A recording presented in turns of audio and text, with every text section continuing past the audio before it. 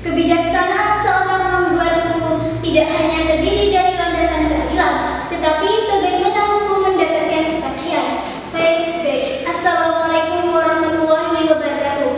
Salam sejahtera bagi kita semua. Shalom Swastiastu, Namo Buddhaya. Dewan juri yang terhormat, perkenalkan kami dari STAI Nurul Dalam Gading Sumeneb. Saya Ainul Rahma selaku pembicara pertama, Laila Kristiana selaku pembicara kedua, dan Ferdi selaku pembicara ketiga.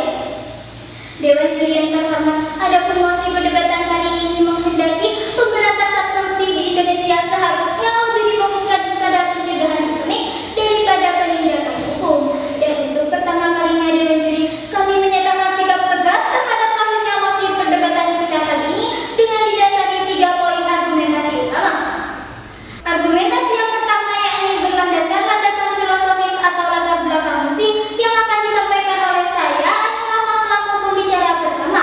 Argumentasi yang kedua yakni berlandaskan landasan yuridis, data serta perbandingan antar negara yang akan disampaikan oleh pembicara kedua kami. Argumentasi yang ketiga yakni berlandaskan landasan sosiologis yang akan dielaborasi secara komprehensif oleh pembicara ketiga kami. Namun Dewan juri yang terhormat, sebelum melangkah jauh pada bahtera argumentasi, izinkanlah kami mendefinisikan perkara bermosi agar mengarahkan dialektika menjadi dialektika yang konseptual dan dapat dipertanggungjawabkan.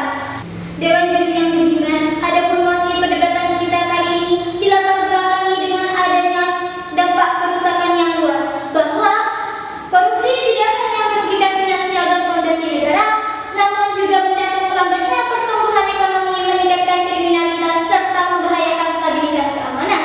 Pun Dewan juri, sifat korupsi yang sistemik, di mana korupsi seringkali bukan tindakan segelintir individu, melainkan telah menjadi bagian dari mekanisme alokasi sumber daya dalam birokrasi dan politik. Oleh karena itu Dewan juri, pendekatan yang berisolasi atau hanya berfokus pada kasus per kasus tidak cukup efektif, maka diperlukan perbaikan sistem secara menyeluruh untuk menutup celah dan peluangnya terjadinya korupsi.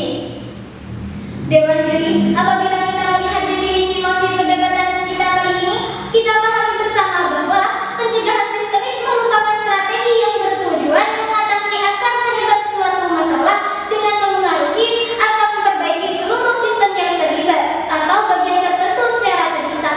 Namun kita tidak menutup mata Dewan juri bahwa penindakan hukum terhadap tindak pidana korupsi merupakan unsur yang penting untuk mencegah korupsi itu sendiri.